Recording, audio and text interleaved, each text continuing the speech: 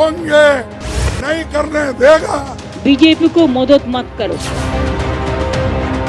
कांग्रेस कहती है नरेंद्र मोदी प्रधानमंत्री बनेंगे तो फिर चुनाव नहीं होंगे। ये आखिरी चुनाव है। मोदी अगर फिर से आए तो नई चुनाव होंगे, नहीं करने देगा और डिक्टेटरशिप आएगी। ममता बनर्जी बीजेपी से दूर रहने के लिए ऊपर वाले का वास्ता देती हैं। एक बात याद रखना, बीजेपी को मदद मत करो। बीजेपी का अगर तुम लोग मदद करोगे कोई, तो अल्लाह का कसम आप लोगों को कोई माफी नहीं करेगा। अरविंद केजरीवाल कहते हैं कि बीजेपी वोट के लिए देश बेच सकती है। बर्कले यूनिवर्सिटी तो अरविंद केजरीवाल के सियासी शागिर्द भगवंत मान कहां पीछे रहने वाले थे। और ये देश के वारिस बन के बैठ गए। इनके बाप का देश। कभी कहते हम इसका नाम बदल देंगे। देश का नाम बदल दोगे? कितना कुछ बदलोगे? मैंने कहा इतना बदलने की बजाय एक को बदल दो, बस मोदी को बदल दो बस। देश देख रहा है, देश देख रहा है, एक अकेला कितनों को भारी पड़ रहा है, एक अकेला कितनों को भारी पड़ रहा है। ठीक साल भर पहले प्रधानमंत्री नरेंद्र मोदी ने संसद में ये बात कही थी और साल भर बाद पीएम मोदी के खिलाफ देश के 7 राज्यों के मुख्यमंत्रियों ने मोर्चा खोल दिया है। चुनाव में चंद हफ्तों का वक्त बाकी है, लिहाजा उत्तर से दक्षिण और पूरब से पश्चिम तक बीजेपी की हैट्रिक रोकने के लिए पूरी मोर्चाबंदी होने लगी है और इस मोर्चे के अहम किरदार तैयार हो चुके हैं।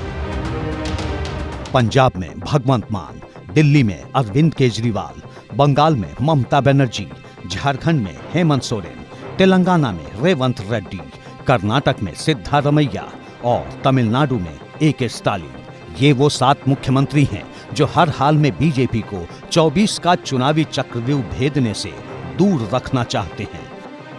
इनमें सबसे पहला नाम है ममता बनर्जी का, जो 24 के चुनावी चक्रव्यूह के पहले दरवाजे पर मोर्चा संभाले हुए हैं। चोरेদের জমিদার জোরদার, চোরের মায়ের বড় গলা, শূন্য কলসি বড্ড বাজে বেশি। আজকে ক্ষমতায় আছে তাই সাথে এজেন্সি নিয়ে ঘুরছে, কাল ক্ষমতায় থাকবে না, সব উধাও হয়ে যাবে। तीखे शब्द, कटाक्ष भरे तीर और बीजेपी के हर वार पर पहले से जोरदार पलटवार। गंगा सागर के किनारे वाले सूबे के मुखिया का दिल्ली की सत्ता पर काबिज बीजेपी से 36 का आंकड़ा है। आप चिंता मत करो, आपका साथ दीदी है। अगर दीदी वादा करते हैं तो इसको काम करते हैं। दीदी के इसी भरोसे पर बंगाल 13 साल से ममता बनर्जी को राज्य की सत्ता सौंपता रहा है, लेकिन 7 साल के दौरान बंगाल की राजनीति बदल चुकी है। एक दौर में हाशिए पर रहने वाली बीजेपी टीएमसी के गले तक पहुंच चुकी है। बंगाल में लोकसभा की 42 सीटें हैं। 2019 में टीएमसी को 22 सीटें मिली थीं। बीजेपी ने 18 सीटों पर जीत हासिल की थी। कांग्रेस के खाते में 2 सीटें आई थीं। ये 2019 के नतीजे हैं। लेकिन 5 साल में बंगाल की राजनीति का रंग काफी बदल चुका है।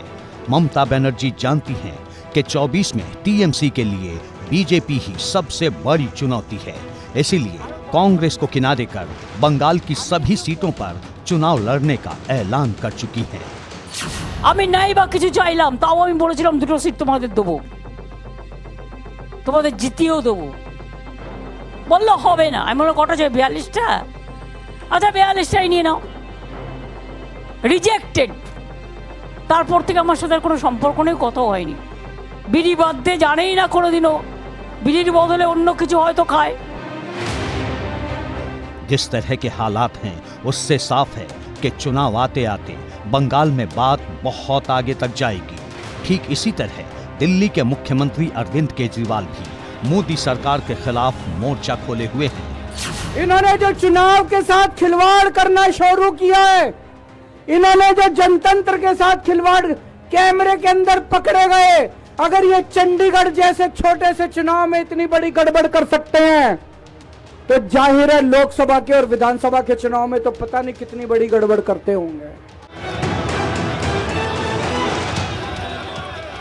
ममता बनर्जी के बाद बीजेपी के खिलाफ सबसे मुखर केजरीवाल ही हैं। कोई जरूरी नहीं है, हम यहाँ पे कोई सत्ता के लिए नहीं आए, हमारा बने चुनाव। तस्दीक ये तस्वीरें कर रही हैं। ईडी के बहाने अरविंद केजरीवाल ने दिल्ली से लेकर पंजाब तक की चुनावी राजनीति को साधने की तैयारी कर ली है। शराब नीति घोटाले में दिल्ली के मुख्यमंत्री को ईडी ने 1-2 नहीं 5 समन जारी किए, लेकिन केजरीवाल हाजिर नहीं हुए। आम आदमी पार्टी की दलील है कि ईडी का समन गैर कानूनी है। सरकार का टारगेट अरविंद केजरीवाल को गिरफ्तार करवाना और दिल्ली सरकार को गिराना है। बीजेपी कहती है अरविंद केजरीवाल का असली मकसद पत्नी को सीएम बनाना है। क्योंकि बीजेपी तो चाहती है अरविंद केजरीवाल को गिरफ्तार कर ले, इसलिए बीजेपी तो परेशान ही है। यही तो दिखाता है कि ईडी और भारतीय जनता पार्टी एक है। इसलिए की जा रही है कि अरविंद केजरीवाल की गवर्नमेंट को डिस्टेबलाइज करें, उनकी पार्टी के अंदर तोड़फोड़ किया जाए और आम आदमी पार्टी को खत्म करा जाए। जो अरविंद केजरीवाल जी के बात माने जाते हैं, अब उन्होंने अभी बताया कि अरविंद केजरीवाल जी 1-2 दिन में मीटिंग बुलाने जा रहे हैं अपने एमएलए की, और वहां पे वो रिजाइन करेंगे, अपनी धर्मपत्नी को सीएम का ओहदे के लिए उनको नाम रखेंगे। सभी एमएलए कहेंगे कि जी हम अरविंद केजरीवाल जी की धर्मपत्नी को सीएम बनाना चाहते हैं, और उसके बाद वो पेश होंगे। अरविंद केजरीवाल की राजनीति केंद्र की सत्ता से ही शुरू हुई थी। 1.5 दशक बाद फिर केजरीवाल केंद्र के खिलाफ मोर्चा खोल चुके हैं, जिसकी वजह भी है दिल्ली में लोकसभा की 7 सीटें हैं, 7 पर बीजेपी का कब्जा है। आम आदमी पार्टी को लगता है कि पंजाब में मिली सत्ता से दिल्ली के वोट भी साधे जा सकते हैं, इसलिए केजरीवाल लगातार बीजेपी पर हमलावर हैं। ये दिखाता है कि प्रधानमंत्री जी घबराए हुए हैं और ये उनकी घबराहट दिखाता है। ये पहली इंक्वायरी तो है नहीं, अभी तक 50 से ज्यादा इंक्वायरी करा चुके हैं। सवाल है ईडी वर्सेस दिल्ली सीएम की जंग का फाइनल क्या होगा? ईडी आगे क्या करेगी? जाहिर है केजरीवाल का ऑप्शन जो भी होगा, लेकिन राजनीति जरूर होगी। ठीक उसी तरह जैसे झारखंड में सियासत गरमाई हुई है, जहां हाल ही में नई सरकार सत्ता में आई है। रेवंत रेड्डी, सिद्धारमैया और एमके स्टालिन, ये वो 3 मुख्यमंत्री हैं जो बीजेपी के खिलाफ दक्षिण में मोर्चा खोले हुए हैं। रेवंत रेड्डी तेलंगाना के सीएम हैं। तेलंगाना में बीजेपी के मिशन को रोकने के लिए सोनिया गांधी को तेलंगाना से चुनाव लड़वाना चाहते हैं। मांग की है कि सोनिया गांधी खम्मम, मेडक या नलकोंडा सीट से चुनाव लड़ें। तो सिद्धारमैया लगातार बीजेपी पर हमलावर हैं। एमके स्टालिन दक्षिण में राम मंदिर के चुनावी गणित को गड़बड़ाने के लिए हर कोशिश कर रहे हैं। इसके साथ ही केरल में सीएम पी विजयन और हिमाचल में कांग्रेस के मुख्यमंत्री सुखविंदर सिंह सुक्खू के पास बीजेपी के विजय रथ को रोकने की जिम्मेदारी है। केरल, तमिलनाडु, तेलंगाना और आंध्र प्रदेश में कुल 118 सीटें हैं। बीजेपी के पास इनमें से सिर्फ 4 सीटें हैं जो उसे तेलंगाना में मिली थीं। 2019 में कर्नाटक की 28 में से 25 सीटें जीतने वाली बीजेपी को इस बार कड़े मुकाबले का सामना करना पड़ सकता है। कर्नाटक में बीजेपी का जेडीएस के साथ चुनावी समझौता है। समझौते के तहत 4 सीटें जेडीएस को देनी होंगी, यानी बीजेपी को पूरा दमखम अपने खाते की 24 सीटों पर दिखाना होगा, जो आसान नहीं है, क्योंकि कर्नाटक की सत्ता बदलने के बाद राज्य की राजनीति में कांग्रेस की दखल बढ़ी है। बजट के बाद कर्नाटक में कांग्रेस सांसद डीके सुरेश विवादों को हवा दे चुके हैं। संसद में 1 फरवरी को अंतरिम बजट पेश किया गया। इस पर रिएक्शन देते हुए कांग्रेस सांसद डीके सुरेश ने कहा कि दक्षिण भारत के साथ अन्याय हो रहा है।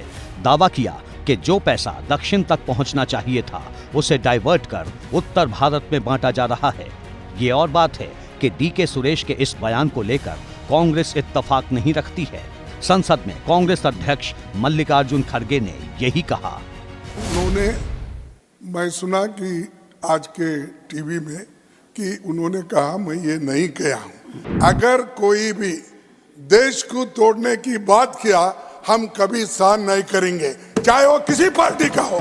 इस देश को एकता रखने के लिए कोई कहे या नहीं कहे, मैं खुद मल्लिकार्जुन खड़गे होके कहूंगा, कन्याकुमारी से लेकर कश्मीर तक हम एक हैं। डीके सुरेश के बयान पर बोलते हुए मल्लिकार्जुन खड़गे ने एक और बात कही, सुनिए। आपका इतना बहुमत है, अब तो पहले 330 334 की, अब ने तो 400 पार हो रहा है।